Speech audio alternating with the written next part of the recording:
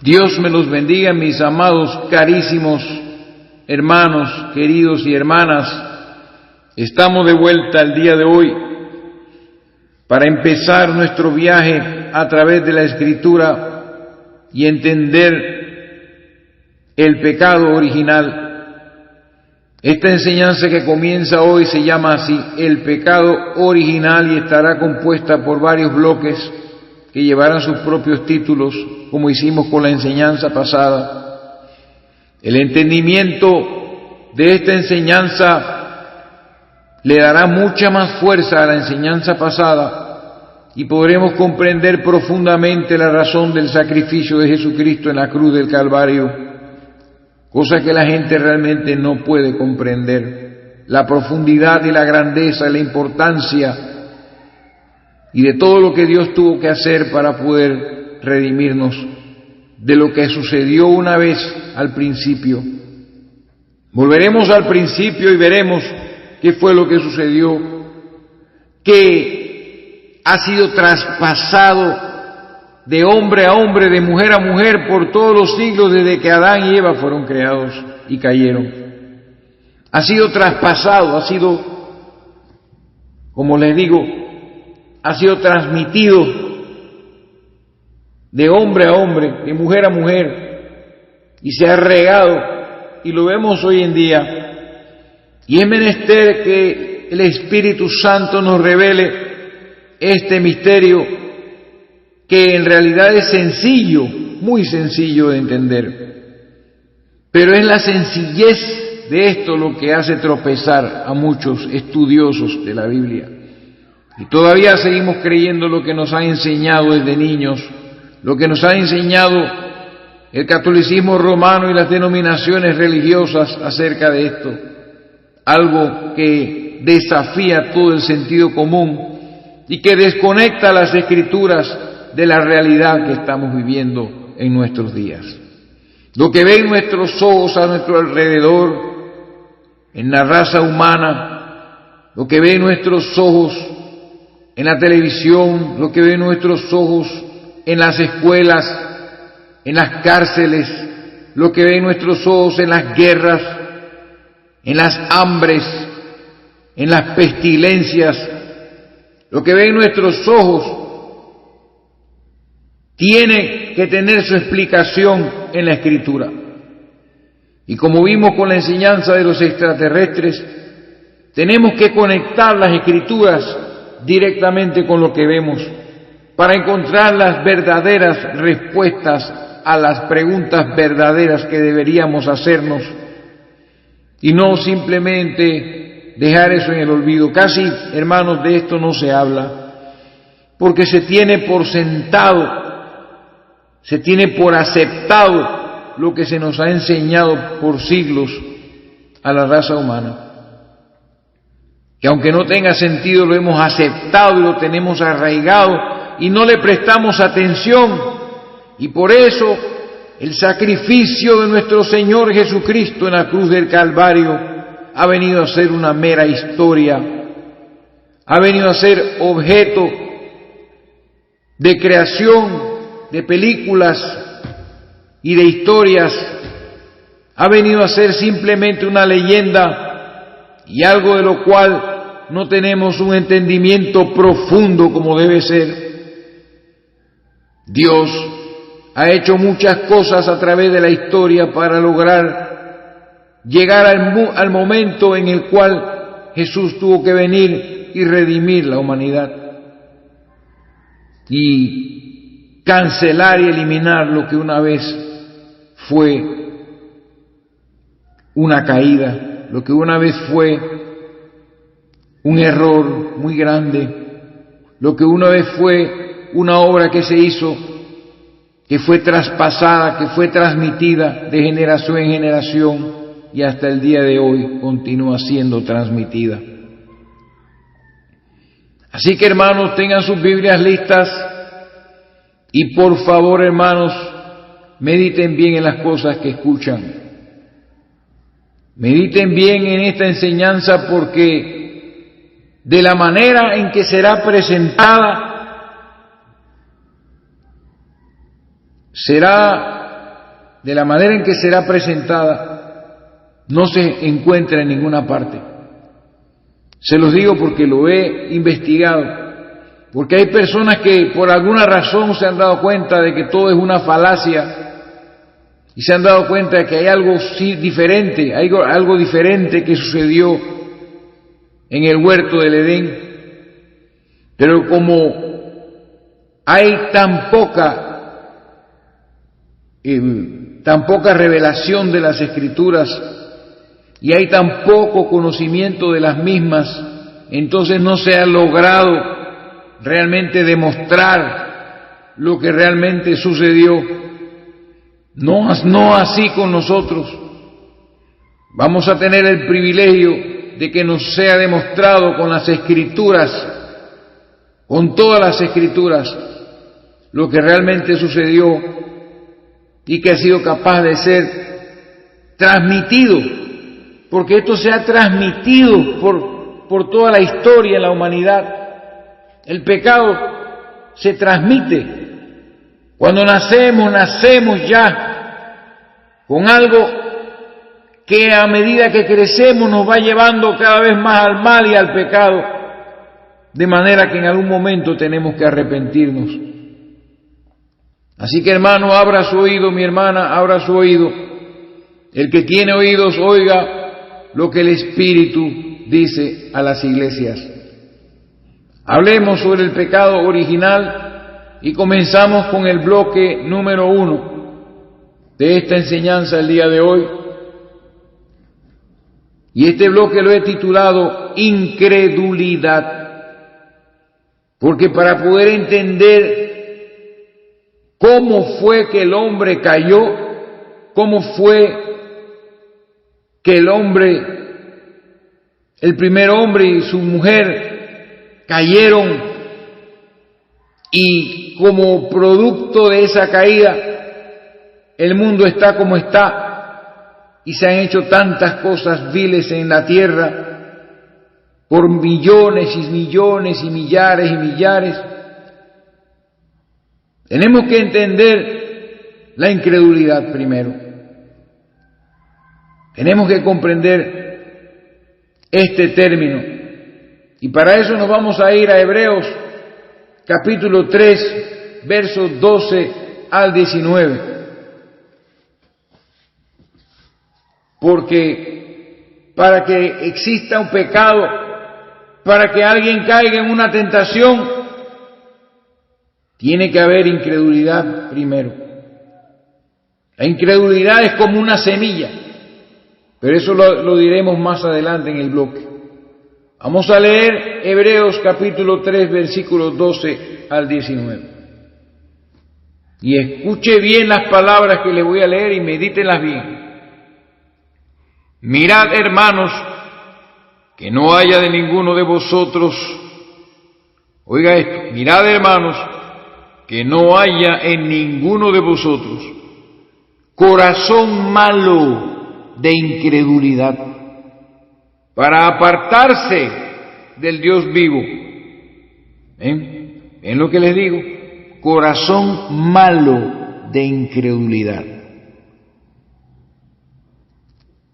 Para apartarse del Dios vivo, antes exhortaos los unos a los otros cada día, entre tanto que se dice hoy, para que ninguno de vosotros se endurezca por el engaño del pecado. Eso lo vamos a estar desarrollando más adelante. Por el engaño del pecado. Para que haya engaño, tiene que haber incredulidad. Tiene que haber algo, tiene que haber algo que no se ve. Esto de la incredulidad es invisible, es una cosa que hay en el corazón. Y nosotros no conocemos los corazones de las personas. El único que conoce los corazones de la gente es Dios. Verso 14. Porque somos hechos participantes de Cristo con tal de que retengamos firme hasta el fin nuestra confianza del principio. La palabra confianza, muy importante, la palabra engaño, muy importante, y la palabra incredulidad, muy importante.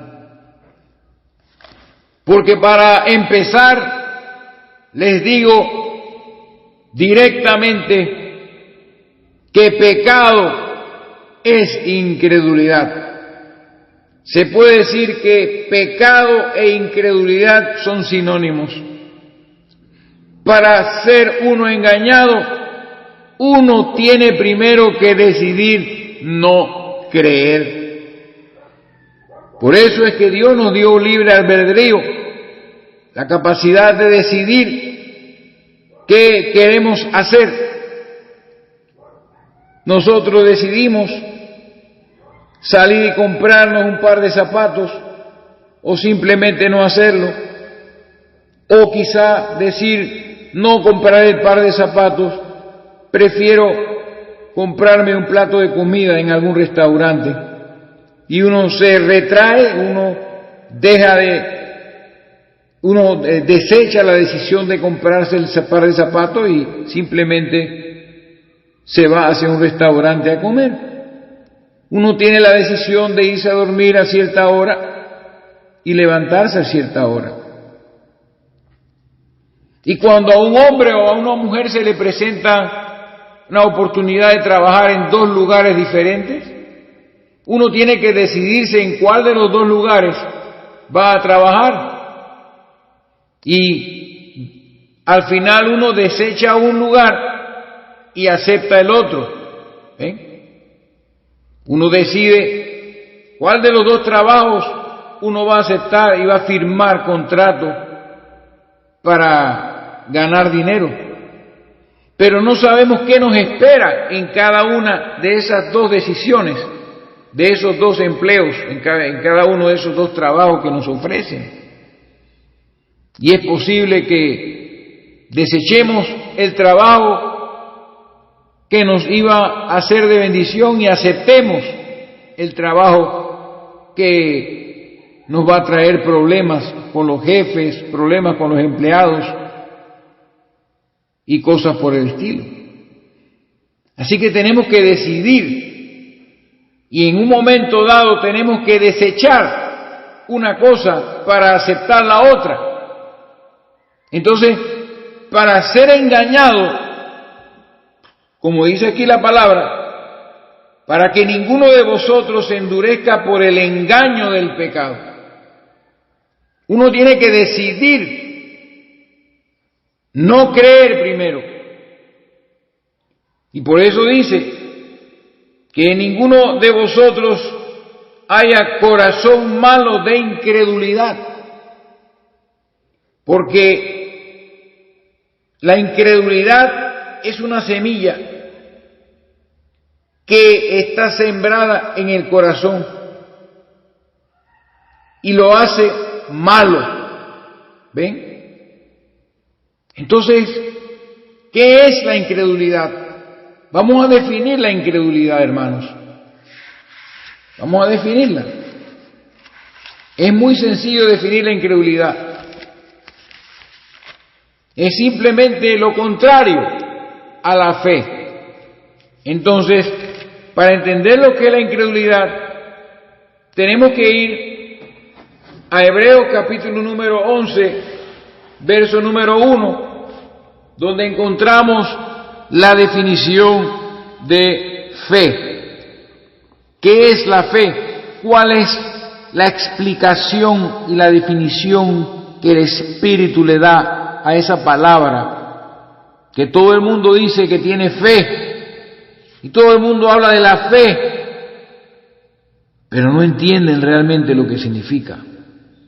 Entonces, entender la fe nos permite entender la incredulidad. Porque la incredulidad, hermanos, es lo contrario a la fe. Entonces, para definir la fe, les voy a leer Hebreos capítulo 11, versículo 1, en la versión antigua, que es la más exacta. La definición que se da allí es realmente se los digo, la diferencia que hay entre Hebreos 11:1, entre la Biblia antigua y la moderna, es abismal, muy, muy abismal. Esta traducción de 1960 le quita todo el poder a la definición de la fe que encontramos en la versión antigua. Son casos que se dan por la gente que traduce las Escrituras. La traducción antigua es más limpia, fue traducida por gente piadosa y después la revisaron en 1960 un montón de teólogos de diferentes denominaciones, y ya allí vemos que hay algunas veces que tenemos que referirnos a la versión antigua. Entonces nos dice la versión antigua: es pues la fe la sustancia de las cosas que se esperan, la demostración de las cosas que no se ven. La versión del 60 que usted tiene en sus manos, que muchos tienen en sus manos, dice la convicción de las cosas que no se ven, o la convicción de lo que no se ve. Pero una convicción es algo personal que yo tengo, que no puede ser visto. Yo puedo estar convencido de algo, pero mis hechos demuestran lo contrario. Así que la traducción exacta y más pristina, más clara, es la demostración de las cosas que no se ven. Porque una demostración es algo visible, es algo manifiesto. Entonces, si yo digo que tengo fe y creo en algo, mis hechos, mis palabras, mis actitudes tienen que demostrar mi caminar en este mundo, tiene que demostrar las cosas que no se ven. En otras palabras, vengo siendo yo una fuente. Si tengo realmente fe, vengo a ser yo una fuente de comprobación y de vindicación de que hay un Dios que no se ve, pero que existe. Pero ya una convicción es algo diferente. Una convicción es decir, bueno, yo estoy convencido, pero ¿y cómo yo demuestro que estoy convencido? Es algo egoísta. Demostración es algo visible, y por eso es que vemos en el capítulo 11, en todos los versículos, las cosas que hicieron hombres, que sus actos de estos hombres, Abel, Enoc, Noé, Abraham, Isaac, Jacob, Moisés y todas estas personas que se mencionan en el capítulo 11 de Hebreos, se mencionan hablando de hechos, de cosas que ellos hicieron, obras que manifestaron en sus vidas, y en esas obras ellos demostraban las cosas que no se ven. ¿Qué me sirve decir estoy convencido, tengo una convicción, si no lo puedo demostrar con mi vida diaria, con mi vida cotidiana, con mis palabras? Entonces, para definir incredulidad, sería entonces todo lo contrario al versículo 1 del capítulo 11. La incredulidad entonces viene siendo, oiga esto, el desecho o desperdicio de las cosas que se esperan. Mire eso, qué fuerte es. Las cosas que se esperan, las cosas que esperamos, el rapto, las promesas del milenio, las promesas de nuestra transformación de nuestro cuerpo, las promesas de la eternidad, las promesas de la Nueva Jerusalén, la promesa de la venida de Cristo, todas las promesas de Dios. Esas son las cosas que se esperan. Entonces, la incredulidad viene siendo el desecho y el desperdicio de todas esas cosas. Para que ustedes vean lo que está pasando el día de hoy, cómo está el mundo lleno de incredulidad. Entonces, tenemos pues que la incredulidad es el desecho o desperdicio de las cosas que se esperan, y la negación, oiga esto, la negación y rechazo a las cosas que no se ven. Dice el necio en su corazón, no hay Dios, dice la Escritura. Con nuestros hechos empezamos, en vez de demostrar las cosas que no se ven, empezamos a negar las cosas que no se ven, rechazar las cosas que no se ven, simplemente porque son invisibles.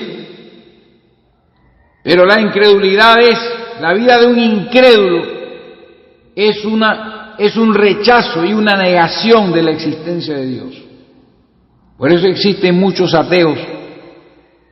Y en las mismas denominaciones que dicen que creen la Biblia, pero rechazan las Escrituras cuando no les convienen y las niegan, ellos son incrédulos, tienen corazón malo de incredulidad.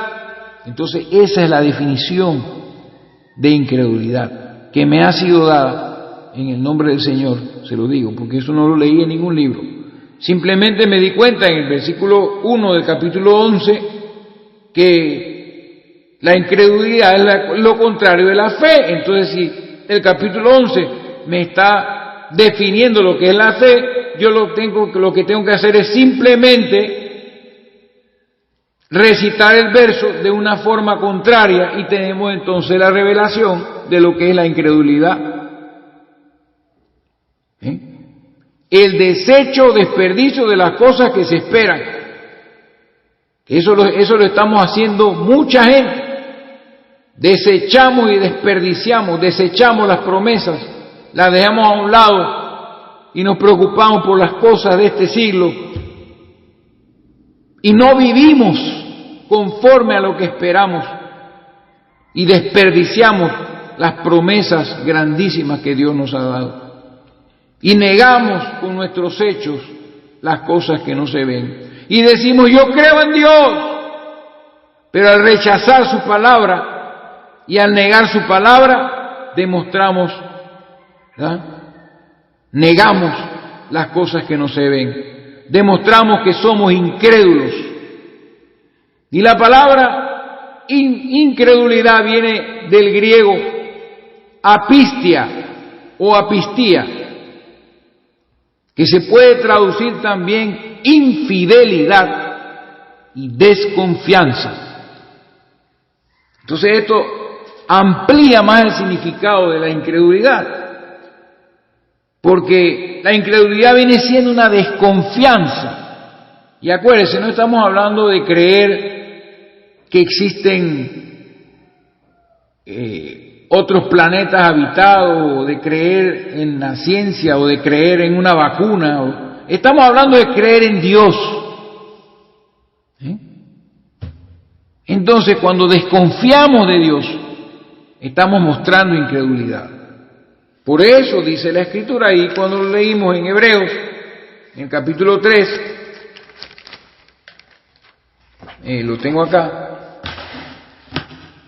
dice claramente, capítulo 3, mirad hermanos, que no haya en ninguno de vosotros corazón malo de incredulidad para apartarse del Dios vivo. ¿Ven? Entonces, cuando vemos la definición griega de apistía, que se puede traducir infidelidad o desconfianza, vemos el versículo 14 de Hebreos, capítulo 3, donde dice, porque somos hechos participantes de Cristo, con tal de que retengamos firme hasta el fin nuestra confianza del principio. Entonces, hermano, ahí estamos claros. La fe está también, la fe también está relacionada con la confianza. Y la incredulidad es cuando desconfiamos. Desconfiamos de Dios, desconfiamos de sus promesas y entonces somos presa de Satanás. Entonces vamos a ver ejemplos de cómo Jesucristo le reprochaba a sus discípulos la incredulidad, como Jesucristo estaba siempre combatiendo contra esta semilla, porque vamos a hablar de que esto es una semilla. Porque antes de entrar en el pecado original tenemos que entrar en lo que había dentro de Eva antes de que cayera. De lo que sucedió antes, lo que sucedió en el corazón de la persona, antes de que ver lo que pasó en el ámbito exterior, porque nosotros no nos enfocamos en los asesinatos, en las mentiras, en las fornicaciones. Esas son cosas que se pueden ver y son simplemente ramificaciones, ¿verdad?, de un árbol, ramificaciones o frutos del árbol de la incredulidad, que tiene sus raíces por debajo de la tierra donde no se pueden ver. La raíz de todo pecado es la incredulidad. Entonces, vamos a ver las escrituras. Varias escrituras. Juan capítulo 20, vamos para allá. Juan capítulo 20, versos 27 al 29. Ya Jesús había resucitado y había mandado un mensaje a los demás discípulos para que supiesen que Él había resucitado. Y sucedió que Jesucristo se apareció a los discípulos, pero Tomás no estaba entre ellos. Entonces, para que ustedes vean, en capítulo 20, verso 27 al 29, llega Tomás y le dice la gente a Tomás que Jesucristo había resucitado. Dice la Biblia en el 24, dice, pero Tomás, uno de los 12, llamado Dídimo, no estaba con ellos cuando Jesús vino. Le dijeron pues los otros discípulos, al Señor hemos visto. Él les dijo, si no viere en sus manos la señal de los clavos, y no metiere mi dedo en el lugar de los clavos, y metiere mi mano en su costado, no creeré. ¿Se dan cuenta la decisión? Él decidió, si yo no meto mi mano en su costado, no voy a creer, no creeré, así de sencillo. ¿Lo ven, hermano? Es que es la semilla que está ahí. Y Tomás siempre tuvo esta debilidad. Pero había una simiente divina allí en ese hombre. Él era uno de los discípulos, pero tenía esa semilla de incredulidad en su corazón. 8 días después estaban otra vez sus discípulos dentro y con ellos Tomás. Llegó Jesús estando las puertas cerradas, mire, y se puso en medio y le dijo, pasa a vosotros. Y luego dijo a Tomás, pon aquí tu dedo y mira mis manos y acerca tu mano y métela en mi costado y no seas incrédulo, sino creyente. ¿Ven, hermano? No seas incrédulo, sino creyente. Entonces Tomás respondió y le dijo, Señor mío y Dios mío. Jesús le dijo, porque me has visto, Tomás, creíste. Bienaventurados los que no vieron y creyeron. O sea, allí vemos la incredulidad manifestada y cómo Jesús le dice a Tomás con energía, no seas incrédulo. Y es lo que vemos en Hebreos, que no haya corazón malo de incredulidad entre nosotros. Entonces esto se va convirtiendo en algo importante para esta enseñanza, porque muchos no creen en esto, y yo los comprendo, porque no les ha sido presentada esta enseñanza con toda la evidencia de las Escrituras, sino que solamente se han centrado en el pasaje de Génesis, donde se manifiesta la caída, pero no han podido vindicar completamente con las Escrituras y con las leyes de Dios y todas las cosas que indican y que revelan que realmente eso pasó. ¿Qué fue lo que pasó allí cuando el hombre cayó? Pero tengo que hablar como primer bloque acerca de la incredulidad, porque tuvo que haber una decisión entre creer o no creer, antes que sucediera lo visible dentro del corazón de la persona. Hubo incredulidad. Por eso, la incredulidad es algo invisible, y se lo voy a decir más adelante. Pero vámonos a Romanos, capítulo 4, verso 16, para que sigamos adelante. Y esto estamos hablando del ejemplo de Abraham. Aquí habla de Abraham. Romanos capítulo 4, verso 16 al 20 dice así: por tanto es por fe, otra vez la fe. Incredulidad lo contrario de la fe. Recuerden, incredulidad es el desecho o desperdicio de las cosas que se esperan, la negación y rechazo de las cosas que no se ven. Entonces, verso 16 del capítulo 4 de Romanos dice: por tanto es por fe, para que sea por gracia, a fin de que la promesa sea firme para toda su descendencia, no solamente para la que es de la ley, sino también para la que es de la fe de Abraham, el cual es Padre de todos nosotros. Como está escrito: te he puesto por Padre de muchas gentes, delante de Dios, oiga esto, a quien creyó, el cual da vida a los muertos.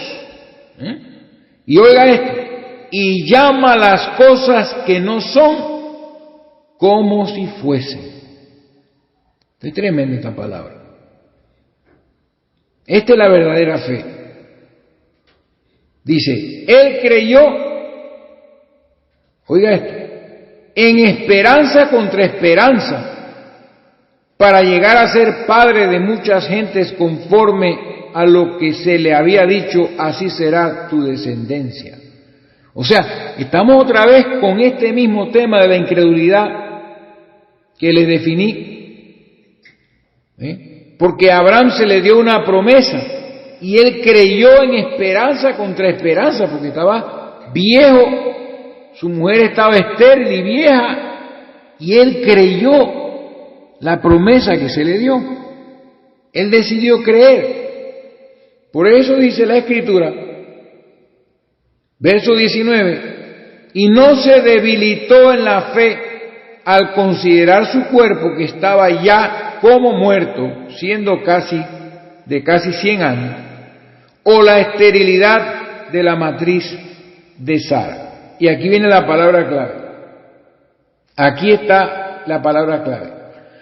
Tampoco dudó por incredulidad, ¿se da cuenta? De la promesa de Dios, ahí está, sino que se fortaleció en fe, dando gloria a Dios. ¿De qué sirve que yo en un templo alce mis manos y diga gloria a Dios, si mi vida niega la existencia de Dios? Si mi doctrina que he creído niega la verdad de las Escrituras. Este hombre Abraham no se debilitó en la fe. Entonces dice acá en el verso 20, tampoco dudó por incredulidad de la promesa de Dios. ¿Se dan cuenta? Es el desecho, la incredulidad es el desecho o el desperdicio de las cosas que se esperan.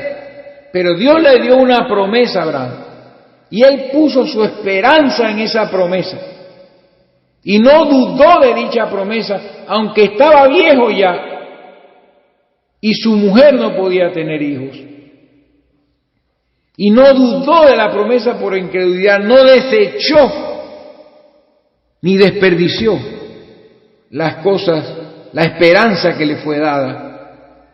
Así que tampoco dudó por incredulidad de la promesa de Dios, sino que se fortaleció en fe, dando gloria a Dios, plenamente convencido de que era también poderoso para hacer todo lo que había prometido. Hermano, convencido plenamente que era poderoso para hacer todo lo que había prometido. O sea, si pudiera yo hacerles entrar esto profundo a su corazón, hermano, pero yo espero que el Espíritu haga ese trabajo. Así que él estaba plenamente convencido de que Dios tenía poder para cumplirle su promesa, y allí se manifestó la fe. Pero como dice el verso 20, tampoco dudó por incredulidad de la promesa de Dios. Por eso se le llama a él el Padre de la fe, Padre de todos los que creemos. Nosotros somos simiente de Abraham, hermano. Somos la simiente espiritual de Abraham, porque deberíamos tener la fe de Abraham. Por eso tenemos que atender ese llamado, que no haya corazón malo de incredulidad, porque el diablo se va a oponer a esta enseñanza. Así que tenemos que irnos preparando y sacar y tener mucho cuidado de no tener incredulidad, porque estaríamos negando prácticamente las leyes de Dios. Porque aquí vamos a hablar mucho de las leyes divinas, que cuando se perturban, cuando se tuercen la ley divina, entonces viene la destrucción, entonces viene la consecuencia. Así que seguimos leyendo Romanos, y ahora el capítulo 16, que dice algo muy importante. Romanos 14. Romanos 14, versos 22 y 23. Dice la Biblia, Romanos 14, 22 y 23. ¿Tienes tu fe? Tenla para contigo delante de Dios. Bienaventurado el que no se condena a sí mismo en lo que aprueba. Pero oiga esto, pero el que duda sobre lo que come es condenado. Oiga esto, el que duda, o sea, la incredulidad está arraigada a la duda. Cuando uno duda es porque no confía, ¿verdad? Si yo no confío en Dios, yo dudo de Dios, dudo de su palabra, dudo de su enseñanza, dudo de la revelación, estoy manifestando incredulidad porque no estoy confiando. Recuerden el griego apistía, que se puede traducir desconfianza. Abraham pudo haber desconfiado de lo que Dios le dijo, pero no lo hizo. Pero dice la Biblia, verso 23, pero el que duda sobre lo que come es condenado, dice, porque no lo hace con fe. Y aquí está lo que les quiero yo encajar con lo que dije al principio, que pecado es incredulidad. La fornicación no es realmente el pecado, es un fruto del pecado, es un fruto de la incredulidad, porque con ella estamos desechando las cosas que se esperan y estamos negando la existencia de un Dios que dice, apartados de la fornicación. Así que es la incredulidad la que es el pecado. Entonces dice aquí, y todo lo que no proviene de fe, o sea, dice todo, absolutamente todo, lo que no proviene de fe es pecado. Ahí está la palabra. Ahí no hay ninguna excepción, hermano. Todo lo que no proviene de fe es pecado. O sea, incredulidad es pecado. Es la simiente del pecado. La incredulidad en el corazón del hombre, que no se puede ver, es lo que produce las acciones del hombre que sí se pueden ver. Entonces nosotros llamamos pecado a la mentira, llamamos pecado al asesinato, llamamos pecado al homosexualismo, llamamos pecado a todas estas cosas, pero en realidad pecado es incredulidad. Y lo que estamos diciendo y estamos mencionando son el fruto de esa semilla, de eso que no se ve y que está en el corazón malo de los hombres. Entonces vamos a regresar a Hebreos capítulo 12, verso 19. Perdón, Hebreos capítulo 3, versos 12 al 19. Y vamos a referirnos al hecho, porque podríamos hablar mucho acerca de la incredulidad, hermano, pero usted está leyendo la Biblia y usted se dará cuenta, mientras lee, cómo se manifiesta la incredulidad en mucha gente en las Escrituras. Y que eso genera, entonces, un acto pecaminoso. ¿Ven? Los actos pecaminosos se generan y fluyen de la fuente del pecado, que es la incredulidad. Entonces dice, mirad hermanos, que no haya ninguno de vosotros corazón malo de incredulidad para apartarse del Dios vivo. Entonces, cuando él está hablando aquí, está hablando de el versículo 7, donde dice, por lo cual, como dice el Espíritu Santo, si oyereis hoy su voz, no endurezcáis vuestros corazones como en la provocación, en el día de la tentación en el desierto, donde me tentaron vuestros padres, me probaron y vieron mis obras 40 años, a causa de lo cual me disgusté contra esa generación y dije, siempre andan vagando en su corazón y no han conocido mis caminos. Por tanto juré en mi ira, no entrarán en mi reposo. El Salmo 95, 7 al 11. Entonces esta palabra nos lleva a nosotros, al pueblo de Israel que salió de Egipto, viendo las maravillas de Dios como nunca se han visto en tiempos recientes. Nosotros no sabemos, no tenemos idea, solamente por la Escritura podemos ver y creer las cosas que Dios hizo. Eso nos lleva a nosotros al pasado, tenemos que ir y sacar un ejemplo, ¿verdad? Para que veamos cómo se manifiesta la incredulidad. ¿A qué se refiere este pasaje? Porque aquí dice que ninguno de vosotros, no haya ninguno de vosotros corazón malo de incredulidad. Porque donde hay incredulidad, el corazón que tiene esa semilla es un corazón malo. Y tenemos que arrepentirnos y creer, porque antes éramos incrédulos, nos tuvimos que arrepentir. Por eso hay que arrepentirse, para pasar y echar de nosotros la semilla de la incredulidad y creer en Dios. Y entonces, al venir el Espíritu Santo, Él comienza a producir el fruto del Espíritu y comenzamos a manifestar, ¿verdad?, con nuestros hechos las cosas que no se ven. Y nuestras vidas demuestran que Dios existe y que su palabra es verdadera. Entonces, para ver qué fue lo que pasó, una de las muchas cosas que pasaron, nos vamos a ir a Números capítulo 13. Números capítulo 13. Aquí los tengo. Y vamos a leer ciertos versos, no todo el capítulo porque es largo, solo para probar qué es esta manifestación de incredulidad que hay y cómo Dios permitió que toda esa generación que salió de Egipto muriera postrada en el desierto.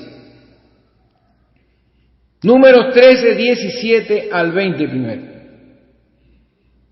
Estamos hablando cuando ya aquella generación que salió de Egipto, que cruzó el Mar Rojo y vio los carros de Egipto y el ejército de Faraón destrozados, anegados en el agua, muertos completamente y destrozados por el poder de Dios, estaban ya frente a la tierra prometida y estaban listos para entrar. Oiga esto, recuerde, es el desecho, el desperdicio de las cosas que se esperan. A ellos se les prometió, así como a Abraham se le prometió un hijo, a ellos se les prometió la tierra de Canaán. Entonces, la fe es la sustancia de las cosas que se esperan.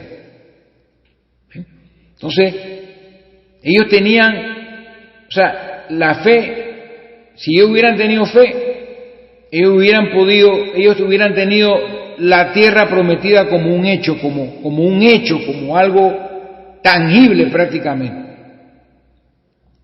Pero vamos a leer capítulo 13, verso 17 de Números. Dice la Escritura, ahí estaba hablando de los 12 espías que Dios envió. Y voy a ir al verso 16 mejor. Dice, estos son los nombres de los varones que Moisés envió a reconocer la tierra. Y a Oseas, hijo de Nun, le puso Moisés el nombre de Josué, que significa Jehová es salvación. Imagínense. Tenía el mismo nombre de Jesucristo, Interesante. Y no se lo cambió por capricho, porque nuestros padres nos ponen nombres cuando nacemos, de su propia imaginación, pero el nombre nuestro que está escrito en el libro de la vida es un nombre totalmente diferente. Por eso hemos visto que en la Escritura hay varias personas a quien se les cambian los nombres. A un Jesús le cambió, a Simón le cambió el nombre por Pedro. Entonces, esos son los nombres que están escritos en el libro de la vida. Y en el Apocalipsis habla de eso, que recibiremos una piedrecita con un nombre nuevo.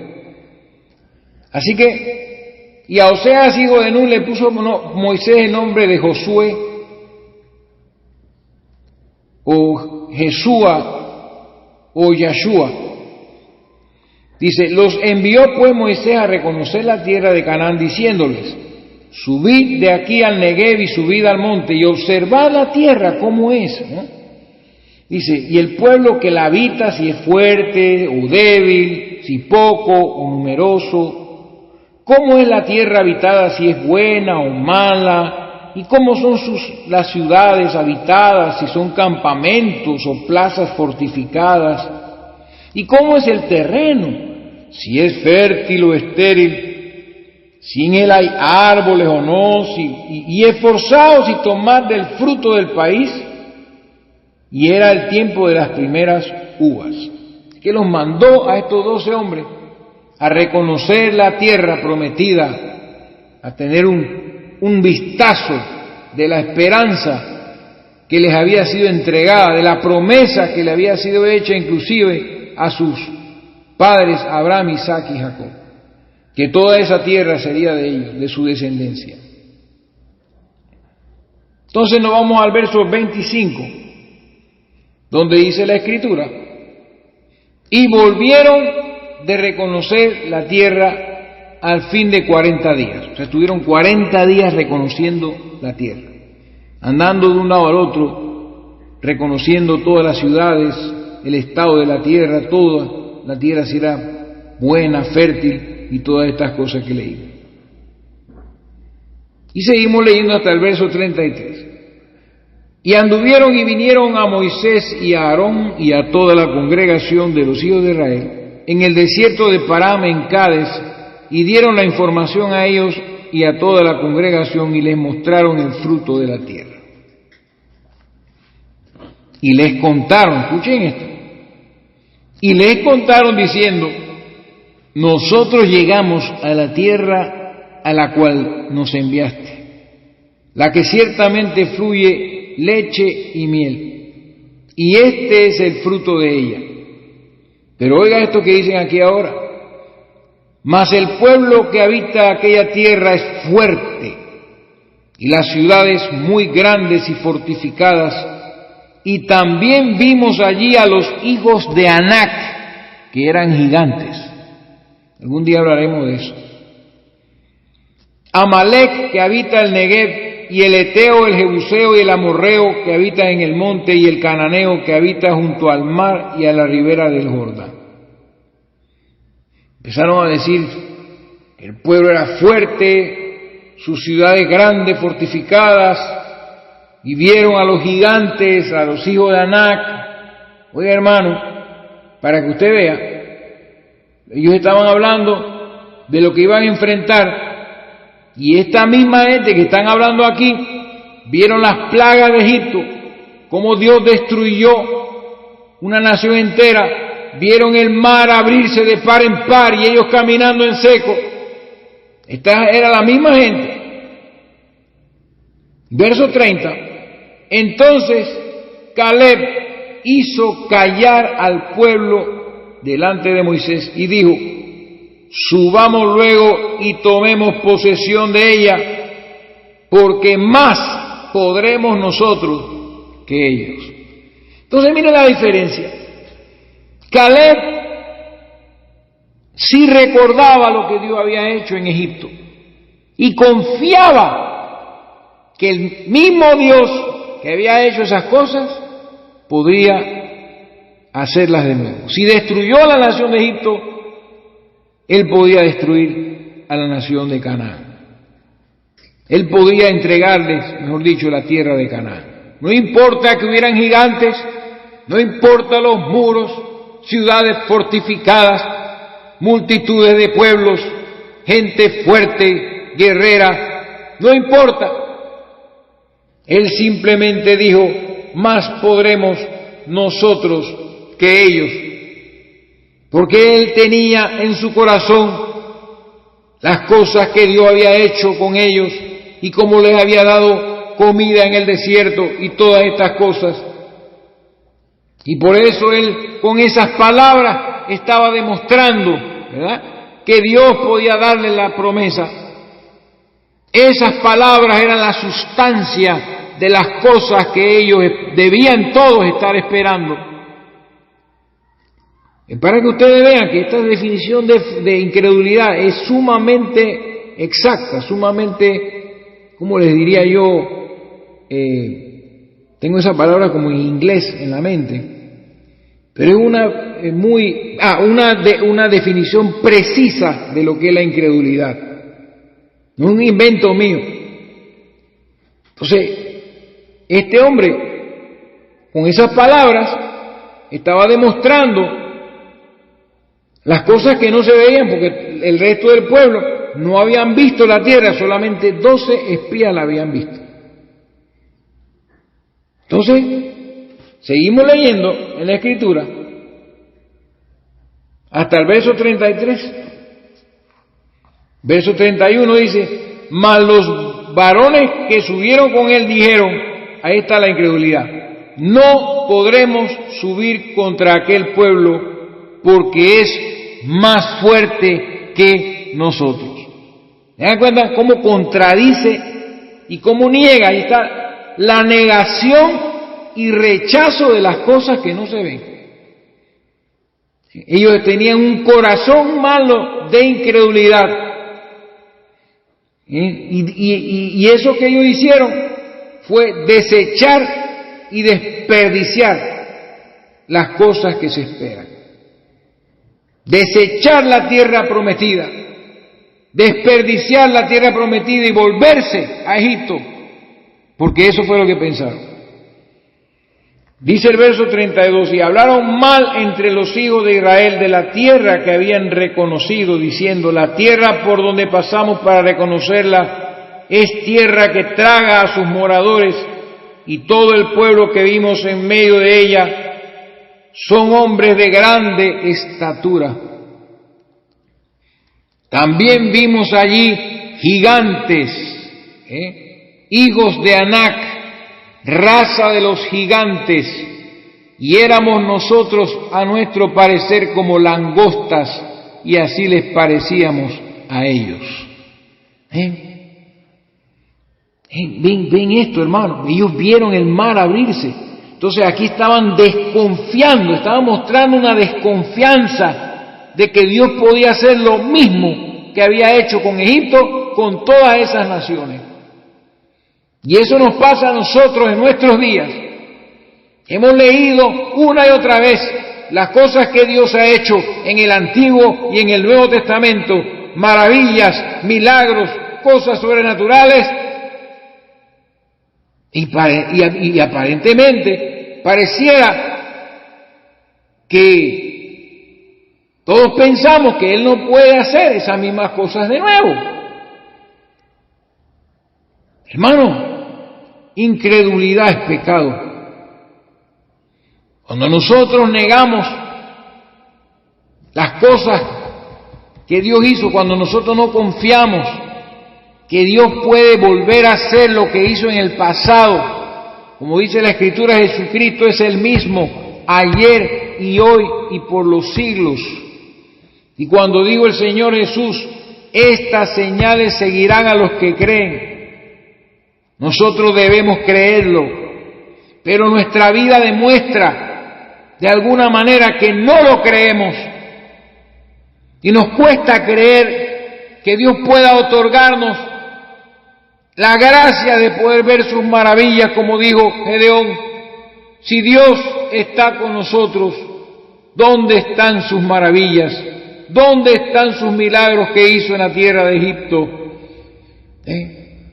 Porque el ángel de Jehová le estaba diciendo, lo estaba llamando para que fuese a libertar a Israel. Y le había dicho que estaba con él, y dice, pero si Dios está con nosotros, ¿dónde están esas obras que él hizo en el pasado? Él las creía, ya habían pasado muchos años, y él creía en esas obras. Y si Dios está con nosotros, tienen que venir esas obras y esos poderes del siglo venidero. Porque nuestro Dios es un Dios sobrenatural. Y solamente el hecho de creer en un rapto, la resurrección de los muertos en Cristo y el sonar de la trompeta y la transformación de nuestros cuerpos es un portentoso milagro. Y si no podemos creer en otras cosas menores, ¿cómo podremos creer en algo como eso? Por eso les digo, hermanos, la incredulidad es pecado. Y pecado es incredulidad. Es una esperanza que Dios nos ha dado. Y cuando nosotros tenemos corazón malo de incredulidad, desechamos y desperdiciamos esa promesa y no la tenemos presente, ni la anhelamos, ni la deseamos. Deseamos más un plato de comida en un restaurante, deseamos más una muda de ropa, deseamos más un automóvil, deseamos más una casa, deseamos más un hombre, o deseamos más una mujer que las promesas de las cosas, que nos esperan. Entonces, hermano, ahí estamos viendo lo que pasó. Y aquí voy a suspender el primer mensaje de este bloque. Es posible que salgan 2, no sé si salgan 3, pero voy a suspender aquí para continuar analizando esto en el capítulo 14 de Números, para que ustedes puedan meditar acerca de que realmente, hermano, el hecho de que tú mientas o hagas cualquier cosa pecaminosa, el acto del pecado no es realmente el pecado. Pecado es la incredulidad. Para que puedas tú asesinar a una persona, tiene que haber incredulidad primero. Tienes que descreer lo que Dios ha dicho acerca de lo que es un asesinato. Tienes que rechazar y tienes que negar lo que Dios ha dicho, negar la existencia de Dios para quitarle la vida a un semejante. Así que vamos a parar aquí y seguimos adelante con el segundo mensaje.